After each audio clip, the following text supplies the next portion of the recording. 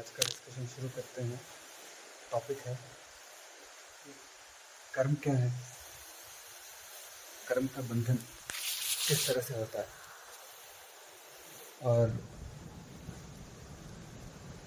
कर्म का बंधन क्या क्या परिणाम लाता है और कर्म की निर्जरा किस तरह से हो सकती है। ओके। हमें जनरली अब तक सिखाया गया है कि जैसी करनी वैसी भरनी। सिर्फ इस एक सेंटेंस में कर्म सिद्धांत को पूरी तरह से समेट के रखने की कोशिश की गई है कि जैसा करोगे वैसा भरोगे। लेकिन कर्म सिद्धांत सिर्फ इतने तक सीमित नहीं है। हाँ, ये कर्म सिद्धांत का एक मुख्य हिस्सा जरूर है कि जैसी करनी वैसी भरनी, लेकिन कर्म सिद्धांत सिर्फ इतना ही नहीं है। हमें जनरली बचपन से ऐसा सिखाया गया है कि तुम किसी को धोखा दोगे तो वो तुम्हें धोखा देगा, तुम किसी के साथ बुरा करोगे तो तुम्हारे साथ बुरा होगा। मतलब एक ऐसा लीगल सिस्टम बनाया गया है। प्रकृति की इमेज ऐसे लीगल सिस्टम के तौर पे दिखाई गई है जहाँ पे तुम जो भी करो वो करने से डरो, क्योंकि उसका पनिशमेंट तुम्हें मिलेगा। Okay, correct. बराबर। हमें कर्म सिद्धांत को इस रूप में बताया गया है, जैसे कोई एडमिनिस्ट्रेटर ऊपर बैठा है और वो एडमिनिस्टर कर रहा है कि तुम्हारे डीड्स कैसे हैं, और तुम्हारे डीड्स के हिसाब से तुम्हें या तो अप्रेजमेंट मिलेगा या फिर पनिशमेंट मिलेगी। ऐसा हमें बताया गया है। बराबर। लेकिन ये बहुत ही गलत तरीके से बताया गया रिस्ट्रिक्टेड मीनिंग ऑफ कर्म सिद्धांत है।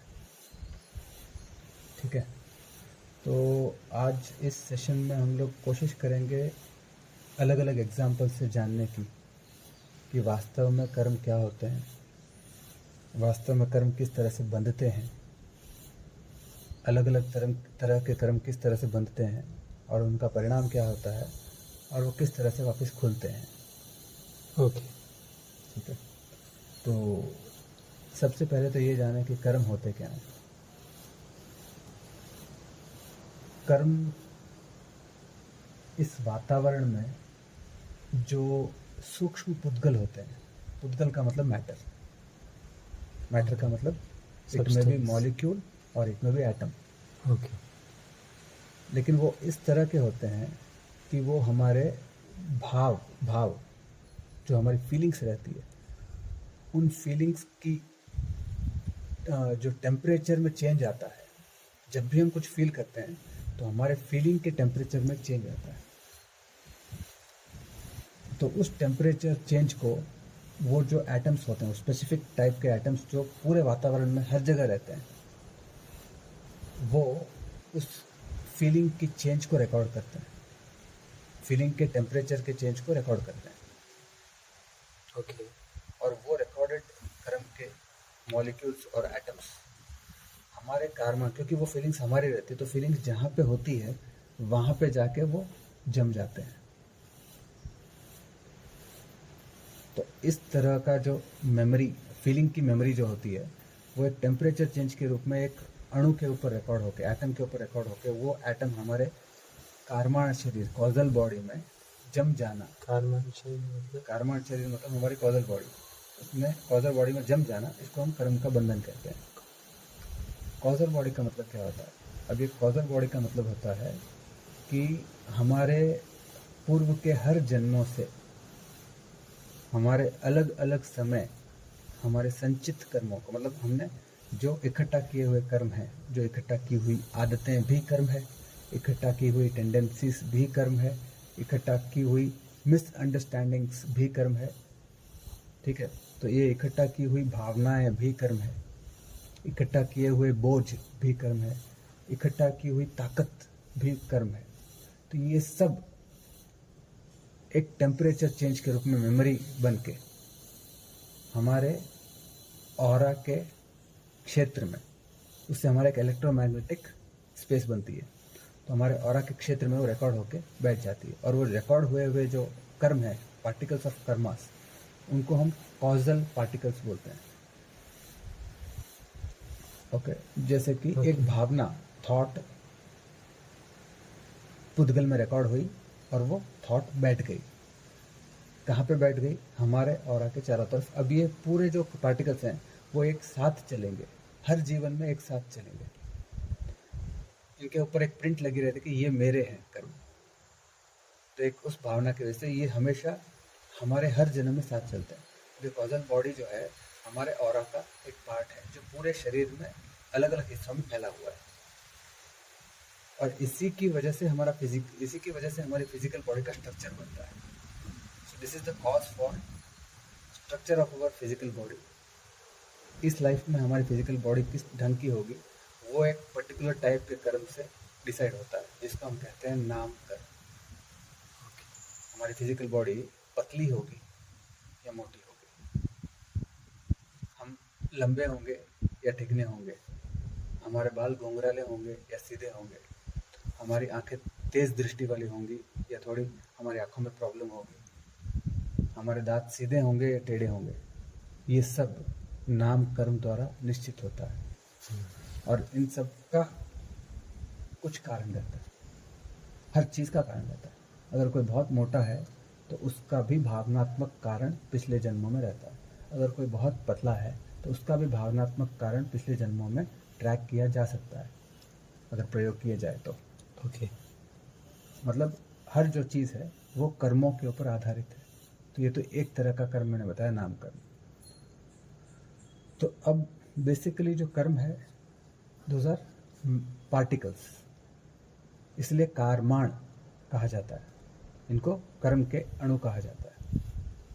और ये अपने ही की हुई फीलिंग्स को अपने ही क्षेत्र में बिठाने के लिए काम आते हैं। तो मेरी ही की हुई फीलिंग्स, जैसे किसी के ऊपर मैंने गुस्सा किया तो जो गुस्से की फीलिंग है वो आसपास के अणु में रिकॉर्ड होकर मेरे ही कारमान शरीर में चिपक जाती है। अब और एक बार मुझे गुस्सा करना उस पहले के मुकाबले मुझे आसान लगेगा और मुझे आदतन लगेगा।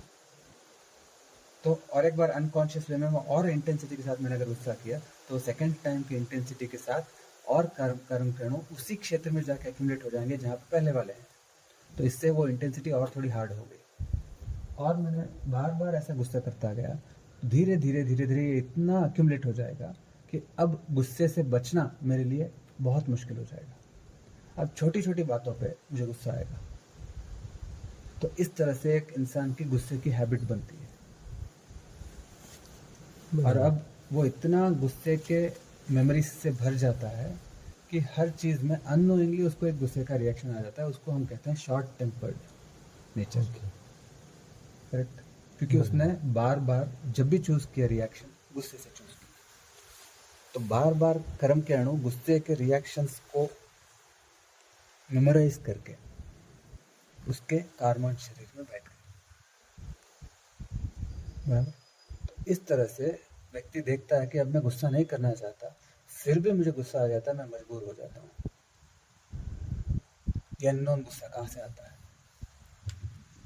कि बार बार उसके किए हुए गुस्से को कर्म के पार्टिकल्स रिकॉर्ड करके उसके कार्मा शरीर में बैठ जाते हैं, वहाँ से वो गुस्सा ओरिजिनेट होता है।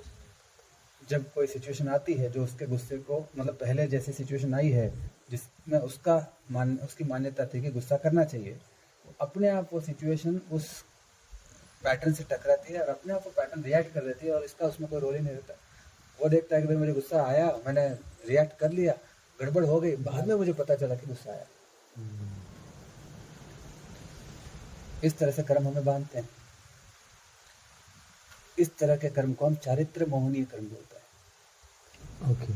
जो ये पैटर्न वाले जो कर्म हैं, एक्शन रिलेटेड है, जो एक्शन रिलेटेड हैं, उसको हम चारित्र मोहनीय कर्म बोलते हैं, जिससे हमारा बर्ताव निश्चित होता है कि हम रिस्पॉन्स कैसा करेंगे।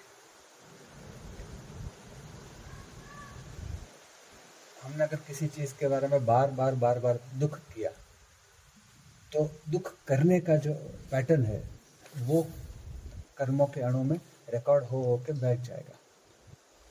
तो अननेसेसरी हम दुख करेंगे। अगर हमने खुद को कोसने की आदत डाल ली तो खुद को कोसने की एक पैटर्न बन जाएगी, और हर चीज में हम खुद को कोसेंगे। बराबर। तो इस तरह से अगर हर चीज में अस्वीकार करने के पैटर्न डाले, कंफर्ट पे रहने की हमने पैटर्न डाले, और जो भी डिस्कम्फर्ट वाली चीज़ होती है हम उसको उससे भागने की पैटर्न डाल देते हैं, और डिस्कम्फर्ट चूज़ करना छोड़ देते हैं और सिर्फ कंफर्ट चूज़ करने की तरफ भागते रहते हैं। तो स्टार्टिंग में तो हमारे पास दोनों ऑप्शन अवेलेबल रहते हैं कि डिस्कम्फर्ट चूज़ करें या कंफर्ट चूज़ करें, और सिर्फ कंफर्ट चूज़ करना ही हमारा एक जरिया बन जाता है। तो दर्शन मोहन ये कर्म कहते हैं कि कंफर्ट को चूज़ करो, क्योंकि हमारा एक दर्शन, हमारा एक व्यू पॉइंट बना हुआ रहता है कि कंफर्ट ही जिंदगी है भाई, हम फालतू में डिस्कम्फर्ट क्यों चूज़ करें, नहीं करेंगे हम लोग डिस्कम्फर्ट चूज़। जहाँ पे मेरा कंफर्ट रहेगा मैं तो वही करूँगा। हम बच्चों को यही सिखाते हैं और बच्चे भी यही सीखते हैं कि अगर चिप्स खाने का ऑप्शन अवेलेबल है तो चिप्स क्यों छोड़ें। अननेसेसरी कंफर्ट कौन छोड़ेगा भाई। बराबर। लेकिन उससे एक बड़ी डिफ़िकल्टी होती है कि वो बच्चा कभी भी लाइफ में आने वाले किसी भी डिस्कम्फर्ट को एक्सेप्ट नहीं कर अच्छे पाता, से। और वो खुद के पाँव पे कुल्हाड़ी मार लेता है कि वो बार बार कंफर्ट चूज़ करता है। तब तो उसके पास छोटा सा डिस्कम्फर्ट चूज़ करने की अपॉर्चुनिटी रहती है, लेकिन आते आते लाइफ उसको एक बड़ा डिस्कम्फर्ट देती है, और वो बड़ा डिस्कम्फर्ट वो सहन नहीं कर पाता और पूरी तरह से या तो टूट जाता है या फिर दूसरों को तोड़ने की कोशिश कर देता है। ईगो पकड़ के दूसरों पे दोषारोपण करने की कोशिश करता है।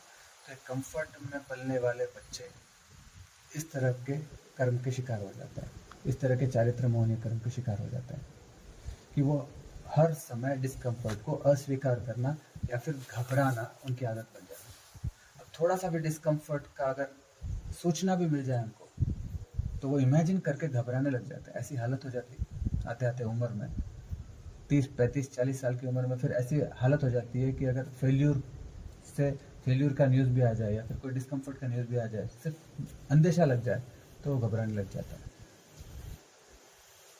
ऐसी हालत हो जाती है कि रात को नींद करना भी उनके लिए एक टास्क हो जाता है, मुश्किल हो जाता है। चारित्र मोहनी का नींद कर ही नहीं पाते। उनको लगे कि उनके नींद करने का स्थान चेंज होने वाला है, उस चीज़ से वे घबरा जाते हैं और पूरे दिन चिंता में रहते हैं कि मैं कैसे ट्रेन में सोऊंगा, मैं कैसे दूसरी जगह पे सोऊंगा, मेरा घर छोड़ के मैं दूसरी जगह कैसे सोऊंगा।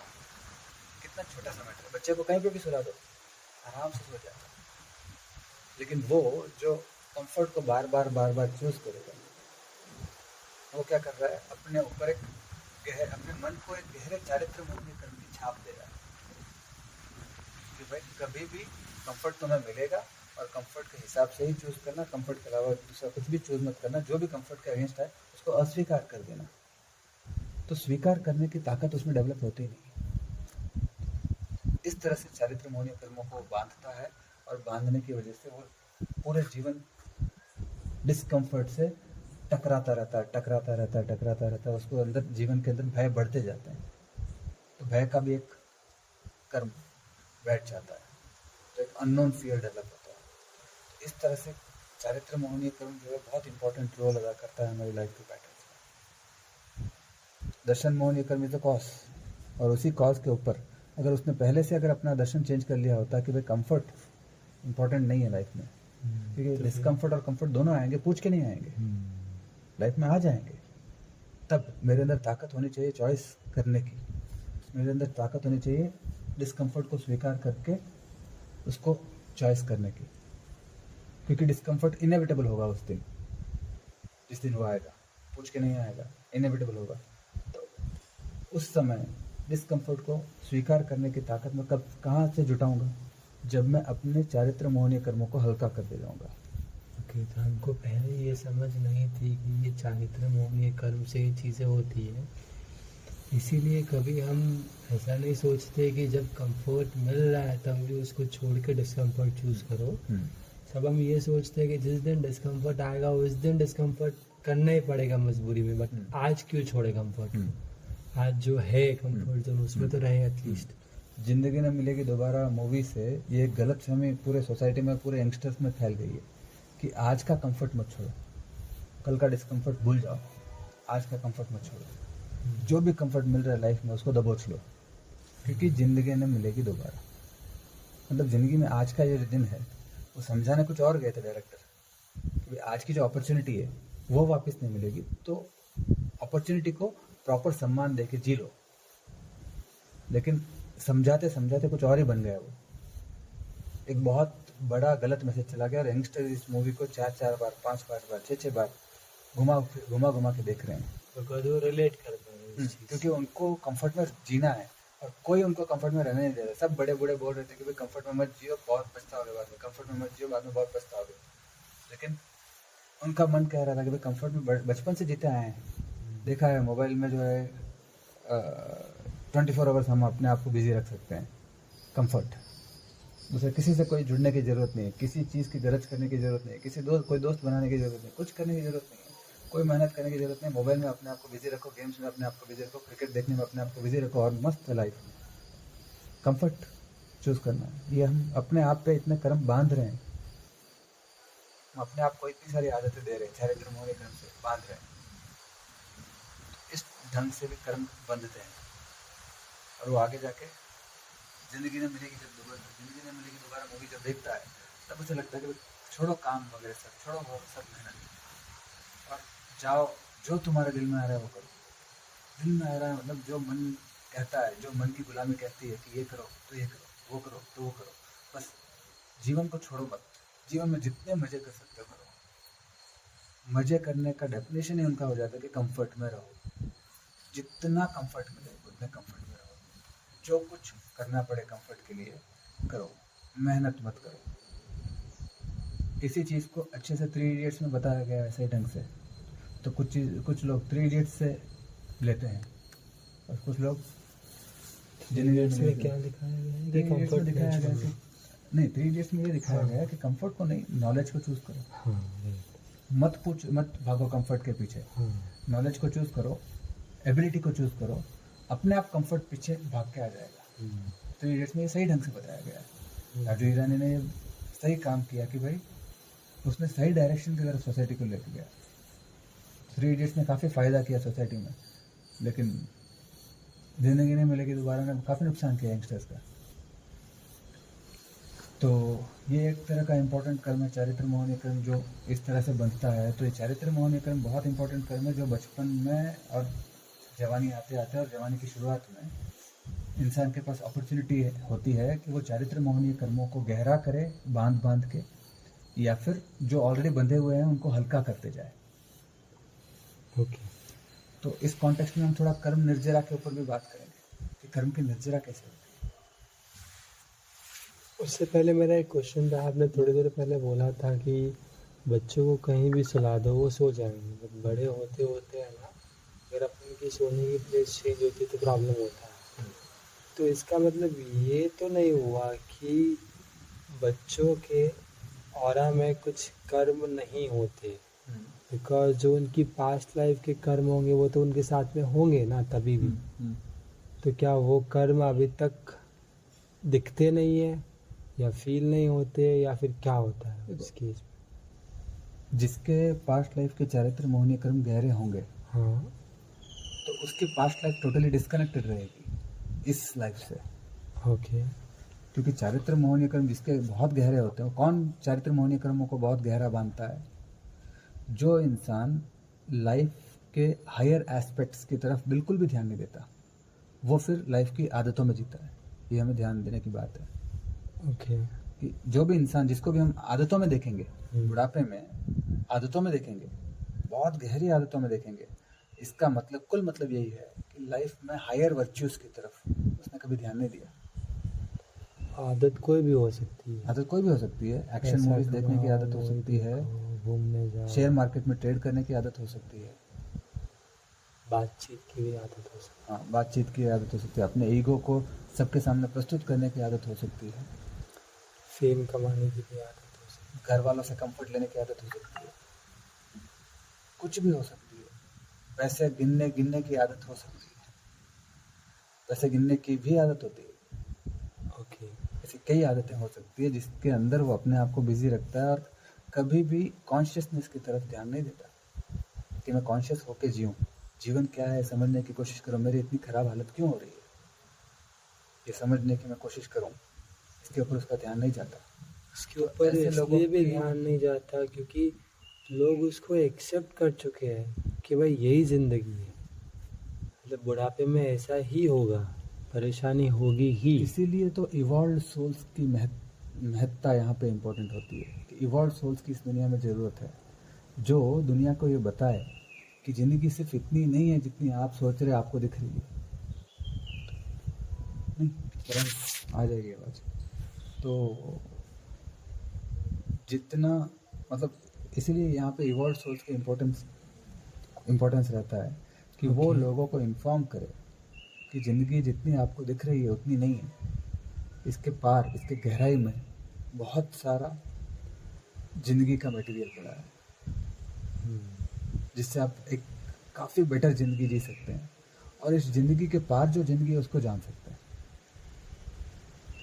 तब आप अपने सफ़र को एक सक्सेस दे पाएंगे, अपने जो ज़िंदगी का सफ़र है उसको एक सक्सेस दे पाएंगे। बराबर। करेक्ट। तो ये क्वेश्चन कंप्लीट हो गया। हाँ। पिछले जन्म में जो आत्माएं इस गहरे आदत के बोझ में दबी हुई होती हैं तो प्रकृति उनको पनिशमेंट नहीं देती है। जनरली उनकी गहरी जो आदतें होती हैं वो एक पर्दे द्वारा हल्की कर दी जाती है। मतलब जिंदगी का जो गैप जो रहता है ना, जिंदगी एक जिंदगी से दूसरी जिंदगी में आने में जो गैप रहता है ना, उसमें इन कर्मों को हल्का कर दिया जाता है। उनकी जो इंटेंसिटी रहती है, उनका जो बोझ रहता है वो हल्का कर दिया जाता है। इसीलिए हम बच्चों में देखते हैं कि बच्चों में इतनी गहरी आदत नहीं रहती है, बच्चे फ्रेश होते हैं। ज़्यादातर बच्चे हमें फ्रेश दिखेंगे। फ्रेश दिखेंगे या फ्रेश होंगे? फ्रेश होंगे, होंगे। Because every life, every new birth is a new opportunity. तो अगर जो लास्ट लाइफ का जो भी था ये पर्टिकुलर कर्म का जो इकट्ठा हमने किया था, अगर वो क्लीन अप हो गया, क्लीन अप नहीं होता है, पूरा क्लीन अप नहीं होता है। इसलिए हम Okay. देखते हैं कि कुछ बच्चे बहुत गुस्से वाले होते हैं ओके। क्योंकि पिछली जिंदगी उन्होंने गुस्से में बिताई है और जिंदगी के बाद जो मध्यांतर वाली जो स्थिति थी उसमें भी उन्होंने गुस्से से ही चीज़ों को डील किया है। तो वो जन्म बचपन में भी बहुत गुस्से वाला रहेगा। तो उसको टैंट्रम्स आते हैं, मतलब वो ऐसे एकदम गुस्से में मुंह वो पूरा लाल हो जाता है। इतने गुस्से भी करने वाले बच्चे बहुत सारे होते हैं। और कुछ बच्चे शांत होते हैं। तो ऐसा क्यों होता है? ये चारित्र मोहनी कर्म के कारण ही है। ओके। बराबर। तो ऐसा नहीं है कि पूरे जो चारित्र मोहनी कर्म क्लियर कर दिए जाते हैं, लेकिन every life is a good beginning. क्यों? क्योंकि कर्मों का जोर बचपन में कम रहता है। कर्मों का जोर बचपन में कम रहता है और जो हमारा इंडिपेंडेंस जो रहता है ना चुनाव का, उसकी ताकत ज़्यादा रहती है कंपैरेटिवली। ओके। जैसे तुम एक बच्चे हो तो तुम्हारे सामने पूरी लाइफ पड़ी है, तो तुम सपने भी देख सकते हो और लाइफ में नए नए चुनाव कर सकते हो। लेकिन अगर तुम्हारी एज 50 है, इमेजिन करो कि तुम्हारी एज 50 है और तुम्हारे सामने सिर्फ 10-20 साल की कमज़ोर लाइफ पड़ी है और उस समय अगर तुम्हें कोई नया चुनाव करना है, नहीं कर पाओगे। ये ताकत है नई लाइफ की, नई शुरुआत की। तो वैसे लोगों की लाइफ जो है, उनकी लाइफ की पास्ट लाइफ की मेमोरीज उनको नहीं मिलती, कवर कर दी जाती है पूरी तरह से। कुदरत से उसके ऊपर एक कवर आ जाता है और वो पास्ट लाइफ की मेमोरी इस लाइफ में कैरी नहीं कर पाते। और नहीं करना ही उत्तम है उनके लिए, क्योंकि उन्होंने समझा ही नहीं उस चीज़ को। तो बोझ सिर्फ कैरी फॉरवर्ड करना, बोझ कहीं ना कहीं दबा हुआ रहता है, दबा रहता है, डिस्प्ले नहीं होता, लेकिन डिस्प्ले नहीं होता। और स्टार्टिंग में हमको एक ऑप्शन मिलता है किसको हम चॉइस कर सके, अच्छी चॉइस कर उसको हम सके, बचपन में सुधार लें। तो बचपन में माँ बाप के और आसपास के टीचर्स के सानिध्य में वो बच्चा काफ़ी कर्मों को रिलीज़ कर पाता है। अगर वो लकी एनफ हो तो काफ़ी कर्मों को रिलीज़ कर पाता है। ओके। जैसे गुस्से के कर्मों को काफ़ी लोग बचपन में गुस्से वाले होते हैं, लेकिन बड़े होकर वही लोग अच्छे इंटेलिजेंस, वही ताकत को वो इंटेलिजेंस में यूज़ कर पाते हैं। तो हर लाइफ एक नई अपॉर्चुनिटी लेके आती है, नई उम्मीद की किरण लेके आती है। ठीक है, तो ये कुछ टाइप के कर्म हुए। अब इसी तरह से एक होता है श्रद्धा वाला कर्म, विश्वास वाला कर्म। कि लाइफ हर समय इसको मैं ऐसा एग्जाम्पल के साथ कहना चाहूँगा कि the rule of best respect. आपके सामने अच्छी अपॉर्चुनिटी आई, अच्छे गुरु आए, अच्छा ज्ञान आया जिसमें आप अपनी मैच्योरिटी को ग्रो कर सकते थे, लेकिन आपने रिस्पेक्ट देने की अपॉर्चुनिटी होते हुए भी उन चीज़ों को रिस्पेक्ट नहीं दिया, तो एक अलग टाइप का कर्म आपके अंदर रिकॉर्ड होता है जो उन चीज़ों को आपसे दूर कर देता है, उस लाइफ में भी और अगली आने वाली लाइफों में भी। ओके। ये भी एक तरह का कर्म है कि आपने अपनी तरफ आने वाली डिवाइन चीज़ों को रेस्पेक्ट नहीं दिया। अटमोस्ट रेस्पेक्ट आप जितना दे सकते थे, पॉसिबल था, लेकिन आपने नहीं दिया। आपकी कोशिश आपने शुद्ध रूप में नहीं की, तो फिर आपको ये मिली हुई अपॉर्चुनिटीज फिर से मिलना दुर्लभ हो जाता है। ओके, यही एक डिफरेंस था, बेसिक डिफरेंस था गौशालक और महावीर स्वामी भगवान में। गौशालक कहता था कि जो भी होता है होने वाला ही है, तो जब मोक्ष होने वाला ही है तो वाई अर्जेंसी। जब हर आत्मा का मोक्ष होने वाला ही है, कभी ना कभी वो सिद्ध बनेगी, तो इतनी हार्डशिप क्यों लेना, इतनी साधना क्यों करना। जिंदगी ना मिलेगी दोबारा। आप उधार ला के भी, लोन पे पैसे ला कर भी आप घी पीजिए, अगर घी पीने का मन है तो। ये चारवाक और गौशाला का दर्शन है, ये उनका व्यू पॉइंट है, नियतिवाद, कि सब कुछ नियति में डिसाइडेड है। बराबर। तो पुरुषार्थ नाम का कोई एलिमेंट है ही नहीं, श्रद्धा नाम का कोई एलिमेंट है ही नहीं। किसके ऊपर श्रद्धा करना, क्यों करना। एक अटमोस्ट श्रद्धा कर लो कि हम सिद्ध बन ही जाएंगे, और बन ही जाएंगे कभी ना कभी। तो कभी ना कभी जब बनना ही है तो आराम से जियो। ये गौशालक का सिद्धांत था, और इस सिद्धांत के ऊपर काफ़ी लोग चलते थे उस समय। तो महावीर स्वामी ने एक सिद्धांत बताया कि अगर तुम्हारे पास अपॉर्चुनिटी है तो तुम्हें सही चुनाव करना चाहिए, पुरुषार्थ सही डायरेक्शन में। तुम्हारे द्वारा जितना पॉसिबल हो उतना बेस्ट चुनाव तुम्हें करना चाहिए। यही जीवन का नियम है और ये करना चाहिए। यही करने से ही तुम्हारा एवोल्यूशन होगा, बिना ये किए एवोल्यूशन नहीं होगा। ओके। तो इन्होंने श्रम का धर्म बताया, इसलिए इनके मार्ग को श्रमण मार्ग कहा गया। ओके। उसको नियतिवाद कहा गया, गौशालक के वाद को। तो वो सबसे बड़ा डिफरेंस था गौशालक के और महावीर स्वामी के बीच में। तो कहीं ना कहीं महावीर स्वामी भी कहते थे कि जो भी होता है कर्मों के आधार पे होता है, उसमें से काफ़ी हिस्सा जो है प्री डिसाइडेड होता है। तो ये एक अलग डिस्कशन भी हो सकता है, इसके ऊपर अच्छा सा डिस्कशन हो सकता है कि जो भी होता है वो प्री डिस्टाइंड होता है, पहले से डिसाइडेड होता है या नहीं होता है। बराबर। कौन सा हिस्सा पुरुषार्थ के ऊपर डिपेंडेंट है और कौन सा हिस्सा ऑलरेडी प्री डिस्टाइंड है, तो हम उसके ऊपर मेहनत ना करें, मेहनत हम सही जगह डाल पाएँ। तो ये एक डिटेल्ड डिस्कशन का हिस्सा बन सकता है, तो हम कभी और डिस्कस करेंगे। Is everything pre destined.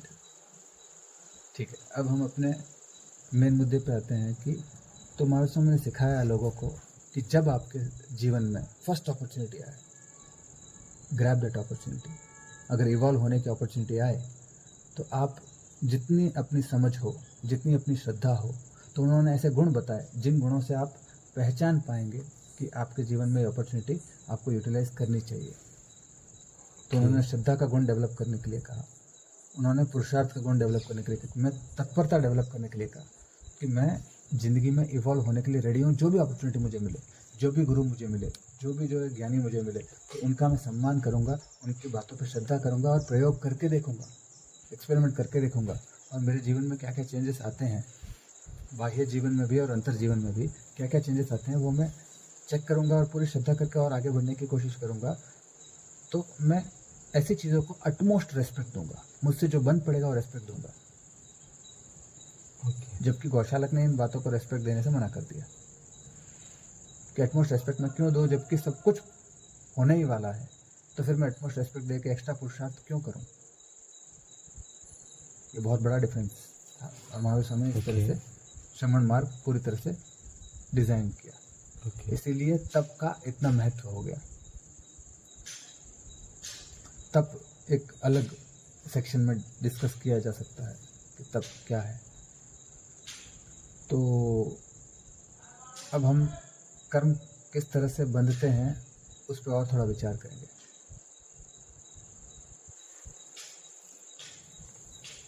एक होता है ज्ञानावर्णीय कर्म। तो ये ज्ञानावर्णीय कर्म जो है, ये एक छोटे से एग्जाम्पल में अगर समझें, इसका बहुत बड़ा विवरण हो सकता है ज्ञानावर्णीय कर्मों के बंधन का, और अलग अलग कारण से किन किन कारणों से ज्ञानावर्णीय कर्म बंधते हैं। जैसे मुझे ये ज्ञान नहीं हो सकता, ऐसी धारणा अगर हम बार बार करें तो ये हमारे ज्ञानावर्णीय कर्मों का कारण बन गया, क्योंकि वो चीज़ मेरे ज्ञान शक्ति में नहीं आएगी। जैसे मैं सीए नहीं कर सकता, ये अगर हम बार बार धारणा कर लें, अपने आप का इमेज वैसा बना लें, तो फिर हमारे जीवन में सीए नहीं आएगा। बराबर। तो ये भी ज्ञानावर्णीय कर्मों का बंधन का कारण बनता है। हम बार बार ऐसा काम करें जिससे हमारा कॉन्सेंट्रेटिंग एबिलिटी जो है वो खराब हो। जैसे कि हम बार बार ऐसी मूवीज़ देखें जिसमें बहुत ही फास्ट सिचुएशंस को टर्न किया जाता है। जैसे थोड़ी देर ये सीन दिखाया, थोड़ी देर वो सीन दिखाया, थोड़ी देर ये सीन दिखाया, थोड़ी देर वो सीन दिखाया। तो इस तरह के अगर हम चीज़ों को देखें तो हमारी कॉन्सेंट्रेटिंग एबिलिटी खराब होती है। ज्ञानावर्णीय कर्मों का बंधन का कारण बनता है। इसी तरह से हम ऐसे गेम खेलें जिसमें डिस्ट्रैक्शन बहुत ज़्यादा है, तो भी हमारे ज्ञानावर्णीय कर्मों का बंधन होता है। अगर हम शेयर मार्केट के प्राइजेस को ऊपर नीचे होते हुए बार देखें और उनसे लगाव रखें बहुत ज़्यादा, तो हमारे ज्ञानावर्णीय कर्मों का बंधन होता है। या फिर एक टाइम पे एक से ज़्यादा काम करें, तो ज्ञानावर्णीय कर्मों का बंधन होता है। तो इस तरह से जो भी हमें डिस्ट्रैक्ट करे, कॉन्सेंट्रेटिंग एबिलिटी को घटाए, वो मुख्य रूप से मति ज्ञानावर्णीय कर्म कहलाएगा, क्योंकि उससे हमारी मति बिगड़ती है। हमारी मति किससे बनती है? हमारी कॉन्सेंट्रेटिंग एबिलिटी से। हमारे कॉन्सेंट्रेशन को पर्टिकुलर डायरेक्शन में, इच्छित डायरेक्शन में, हम जिस डायरेक्शन में चाहते हैं उस डायरेक्शन में जितने समय के लिए चाहते हैं उतने समय के लिए अगर हम लगा पाएँ तो हम उस चीज़ को जान पाएंगे, उस चीज़ के नॉलेज को हम ग्रहण कर पाएंगे। लेकिन वो अगर हमारी एबिलिटी खराब हो जाए तो इन कर्मों के बंधन को, इस आदत को, इस पर्टिकुलर टाइप की आदत को हम ज्ञानावर्णीय कर्म कहेंगे। ओके। बराबर। ये मति ज्ञानावर्णीय कर्म होगा कि प्रॉपरली कंसंट्रेट नहीं कर पाना। हाँ, प्रॉपरली कंसंट्रेट करने की एबिलिटी को हम किसी तरह से भी खराब करें, ओके, तो वो ज्ञानावर्णीय कर्म कहलाएगा। या फिर इस फेथ को कि मैं जान सकता हूँ, इस फेथ को खराब करने की कोशिश करें, तो वो भी ज्ञानावर्णीय कर्म कहलाएगा। जैसे कि अवधि ज्ञानावर्णीय कर्म में एक टॉपिक आता है जहाँ पे हम इन आँखों के बिना, इन इंद्रियों के बिना, फिजिकल इंद्रियों के बिना देख ही नहीं पाएंगे, ऐसा हम दृढ़ विश्वास कर लेते हैं कि हम फिजिकल इंद्रियों के बगैर कुछ भी जान नहीं पाते, कभी भी जान नहीं पाएंगे। ये एक विश्वास जो हम आसपास में देख के, सब आंखों से ही देखते हैं, आंखों के बिना कौन देख सकता है। तो हमने अपने आप पे एक बाइंडिंग, एक लिमिटिंग बिलीफ डाल दिया। ये लिमिटिंग बिलीफ अवधि ज्ञानावर्णीय कर्म है। इसकी वजह से हमें अवधि ज्ञान नहीं हो पाता। ओके। नॉर्मली हम सूक्ष्म इंद्रियों का उपयोग करके कुछ भी जान नहीं पाते, तो इस तरह से भी कर्म बंधते हैं। ये जन्मों जन्मों से बंधा हुआ कर्म है। ओके। एक है दर्शनावर्णीय कर्म। दर्शनावर्णीय कर्म हमें जब ज्ञान हो रहा है तब जागृत रहने की एबिलिटी को कुंठित करता है दक्षिणावर्णीय कर्म। तो ये ऐसी आदत है जहाँ पे हम अपने फूड इंटेक को ऐसा बना रहे हैं जो हमें मजबूर करे ज़्यादा बेहोश होने के लिए, ज़्यादा नींद में जाने के लिए। ऐसे फूड इंटेक को बार बार लेके उसी फूड इंटेक से हमारे पूरे बॉडी के सेल्स को ग्रो करें हम लोग, तो वो हमें दक्षिणावर्णीय कर्मों से बंधा हुआ बनाएंगे। तो जब भी कुछ बात पे कंसंट्रेट करके सुनने का वक्त आएगा तो हमें नींद आने लग जाएगी। दक्षिणावर्णीय कर्मों का इफेक्ट। और एक दक्षिणावर्णीय कर्मों का बंधन का तरीका है कि जब हम सिर्फ कंफर्ट वाली चीज़ें ही सुनना पसंद करें, सिर्फ कंफर्ट वाली चीज़ें मतलब इंटरेस्ट वाली चीज़ें ही करना पसंद करें, जो हमें अच्छा लगे वही करना पसंद करें, तो इस वजह से हमारी दर्शन शक्ति वो देखने में नाकाम हो जाती है जो अनजान है। क्योंकि इंटरेस्टिंग तो वही लगेगा जो ऑलरेडी हमें करने की आदत हो। बगैर करने की आदत के मन से तो कोई इंटरेस्टिंग चीज़ नहीं लग सकती। तो नई चीज़ 99% केसेस में नई चीज़ इंटरेस्टिंग नहीं लगेगी, लगते इंटरेस्टिंग लगती। तो हमें एक एबिलिटी डेवलप करनी, दर्शन की एबिलिटी डेवलप करनी पड़ती है जो नई चीज़ों को देखने में इंटरेस्ट हो, तो मतलब अनजान चीज़ों को देखने में इंटरेस्टेड हो, सिर्फ नहीं अनजान चीज़ों को देखने में इंटरेस्टेड हो। नहीं, हम उनको भी नहीं बोलते जिसके बारे में हमें कुछ पता है लेकिन कुछ नहीं पता है, हम उनको नहीं बोलते हैं, तो उसमें तो हमें इंटरेस्ट आ भी जाता है। लेकिन पूर्ण रूप से अनजान चीज़ों के बारे में भी देखने में हम वैसी एबिलिटी डेवलप करना है अगर हमें, तो हमें दक्षिणावर्णीय कर्मों को तोड़ना होगा। ओके। जो भी हमारे दर्शन की शक्ति को कुंठित करे, मतलब जागृत रहने की शक्ति को कुंठित करे, जागृत रहकर इंद्रियों द्वारा अनुभव करने की शक्ति को कुंठित करे, वो दक्षिणावर्णीय कर्म कहलाएगा। अननेसेसरी हम बहुत ज़्यादा नींद करें, दक्षिणावर्णीय कर्मों का बंधन होगा। हम सुबह 4 बजे से 7 बजे के टाइम में ज़्यादा नींद करें तो दक्षिणावर्णीय कर्मों का बंधन होगा। हम अगर रात को ज़्यादा खाएं तो दक्षिणावर्णीय कर्मों का बंधन होता है। ओके। तो ये सब कारण है दक्षिणावर्णीय कर्मों के बंधन के। इनसे हमारी दर्शन शक्ति कुंठित होती है।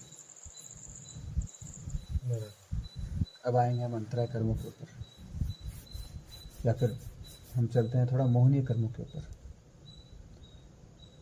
जो हमने दर्शन मोहनीय का टॉपिक डिस्कस किया। तो दर्शन मोहनीय कर्म ऐसा है कि हमारे टोटल दर्शन को हाईजैक कर देता है। अब ये दर्शन जो शब्द हम उपयोग कर रहे हैं, ये दक्षिणावर्णीय कर्मों में जो दर्शन शब्द उपयोग किया है ना, उससे बिल्कुल अलग है। दर्शन मोहनीय कर्म की क्वालिटी अलग है और दक्षिणावर्णीय कर्म की क्वालिटी अलग है।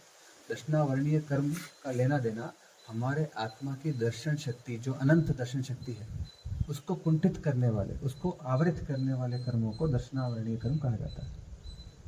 बराबर।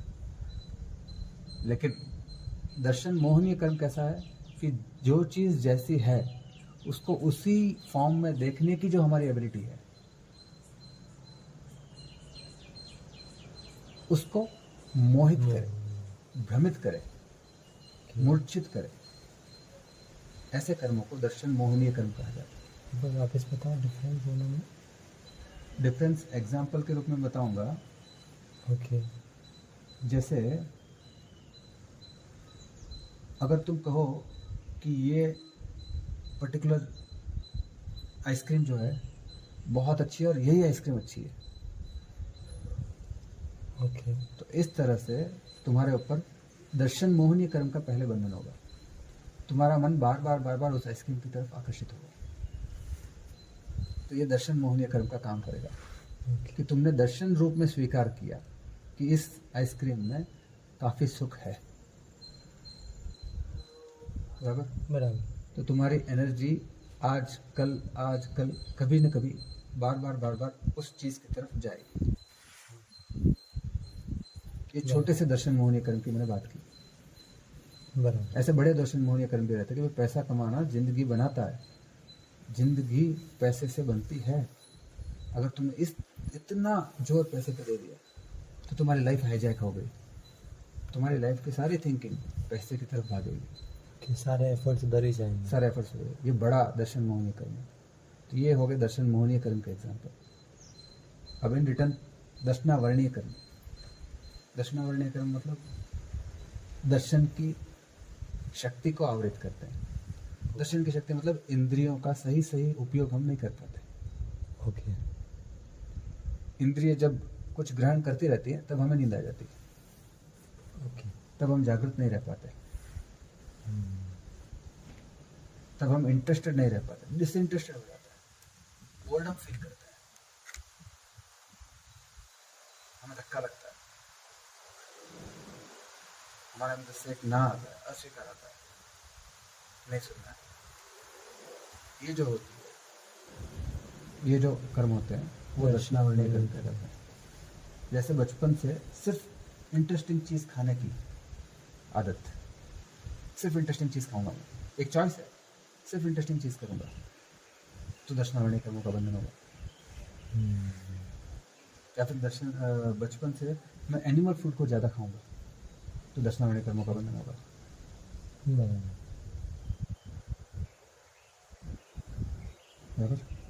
तो जो हमारे दर्शन शक्ति को भ्रमित करे, जो हमारी सोच को भ्रमित करे, दर्शन शक्ति में इधर सोच भी इन्वॉल्व हो गई। हमारे सोचने के पैटर्न को, हमारे जिंदगी के नजरिए को भ्रमित करे, वो दर्शन मोहनीय कर्म। और जो हमारे देखने की, जानने की, इंद्रियों से पहचानने की एबिलिटी को कुंठित करे, वो एक शक्ति को कुंठित कर रही है, ये सोच को भ्रमित कर रही है, वो एबिलिटी को कुंठित कर रही है, ओके। शक्ति को कुंठित कर रही है, वो दर्शनावर्णीय कर्म जो शक्ति को कुंठित कर रही है। चारित्र मोहनीय कर्म तो हमने डिस्कस कर ही लिया है। अब हम आते हैं अंतराय कर्म की तरफ। हम 4 अघातीय कर्मों को इस सेक्शन में डिस्कस नहीं करेंगे ज़्यादा, ओके। अलग से अगर हो सके तो डिस्कस करेंगे। ठीक है।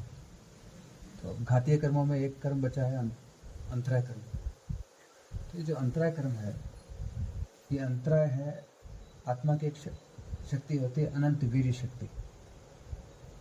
तो अनंत वीर्य शक्ति को इस्तेमाल करने की जो आत्मा की एबिलिटी है, उस एबिलिटी को ये कुंठित करता है। ओके।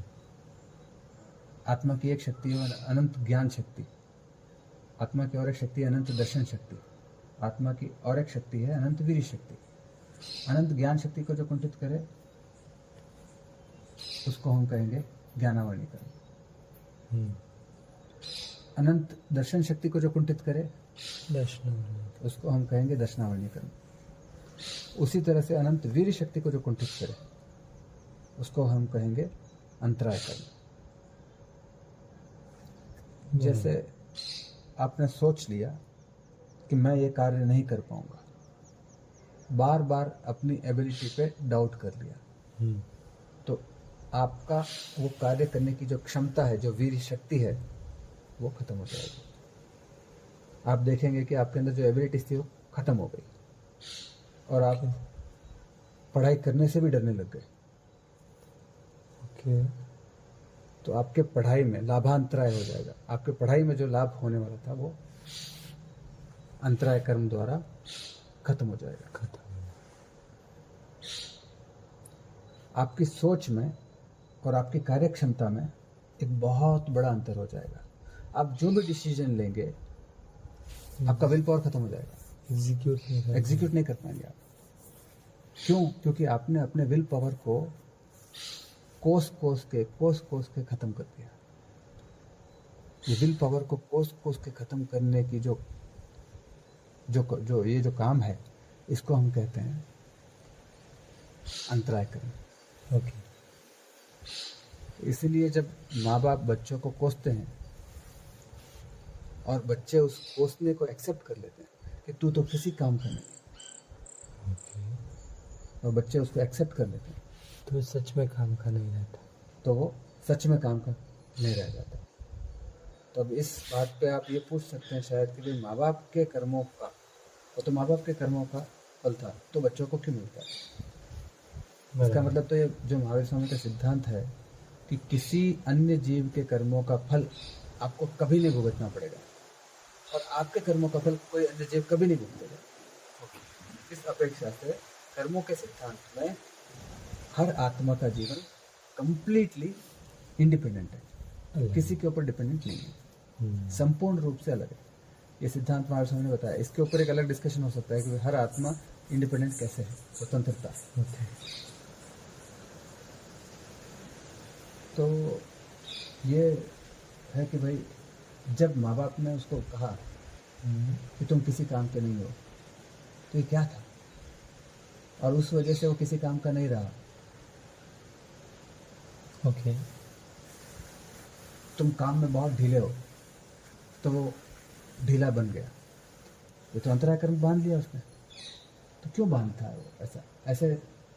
तो भगवान कहते हैं कि पूर्वकृत कर्मों के कारण से उसको ऐसे माँ बाप मिलते हैं जो उसको कोसे। ओके। ये उसी के कर्मों का फल है जो उसको ऐसी सिचुएशन में डालता है कि उसको कोसने वाले माँ बाप मिले। बराबर। उसी के पूर्वकृत अंतराय कर्मों का एक्सटेंशन है ये। ओके। और उसी के पूर्वकृत कर्मों के अंतराय जो कर्म थे, बंधे हुए थे, जो एक्यूमुलेटेड थे, उनको निर्धारित करने के लिए एक अपॉर्चुनिटी प्रोवाइड करती है प्रकृति कि ऐसे माँ बाप मिले, सही फिर भी समझ लिया। आप उन रुकावटों के बावजूद भी अपने आप को ये भरोसा दिला पाएं कि नहीं, मैं कर सकता हूँ। ओके। भले ही मेरे माँ बाप नहीं माने, लेकिन मैं कर सकता हूँ। और जब ये फैसला वो करता है कि नहीं मुझे करना है, तब उसको बाहर से उसके टीचर्स के रूप में उसको जैसे एक सपोर्ट मिलता है। जैसे तारे ज़मीन पर मूवी में वो बच्चा था, तो उसको उसके माँ बाप ने नटखट और नालायक घोषित कर दिया था, ओके। कुछ भी काम का नहीं है, और उसको एक हॉस्टल डाल दिया गया था। उसके माँ बाप उसको किसी चीज़ का काम का नहीं समझते थे, क्योंकि उसका बड़ा भाई जो है अच्छा स्कोर करता था, स्पोर्ट्स में अच्छा था, दोनों में अच्छा था, और ये छोटा भाई किसी काम का नहीं, खाली बस बार बार शैतानी करते रहता है। बराबर। तो ये क्या हुआ, पिछले जन्म का अंतराय कर्म अब इफेक्ट करने लगा उसको, ऐसे ऐसे बचपन के रूप में उसको मिला। लेकिन उसके पास एक अपॉर्चुनिटी भी मिली, उसको एक नई अपॉर्चुनिटी मिली, उसकी प्रार्थना की वजह से उसको एक नई अपॉर्चुनिटी मिली। ओके। और आमिर खान एक टीचर के रूप में उसके लाइफ में आया, जिसने उसके अंदर की एबिलिटी को हेल्प दी, और उस बच्चे ने रिस्पॉन्ड किया अच्छे से। बराबर।